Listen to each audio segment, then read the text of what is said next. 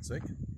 Mani sauc Madars Baļķīts, esmu regresologs hipnoterapeits un palīdzu cilvēkiem ar dažādām problēmām novērst tās problēmas, kādas ir, pieņemsim, strādāju ar pīpēšanas atkarību.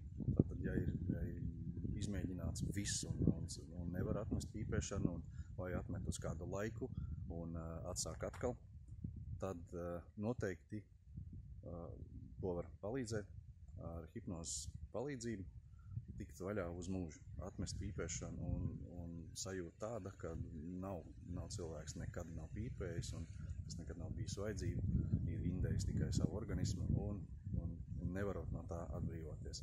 Tērējot milz līdzekļus tam, ļoti daudz naudiņas, bet katram tie kritēriji, kāpēc grib atmest, ir ļoti dažādi. Vienam ir tāds, vienam ir nauda, vienam ir spiediens no apkārtējiem. Ir cilvēki, kuriem, pieņemsim, mājās ir nokrāsoti jauni griesti, bijis želteni nopīpēti un tagad ir nokrāsojis griestus baltus un vairs negrib, lai paliek no smēķēšanas dzelteni. Tātad viņa kritērijs ir tāds, ka viņš grib atmest smēķēšanu tieši tāpēc. Viņam cits nekas faktiski nav svarīgs. Katram tieši individuāli ir.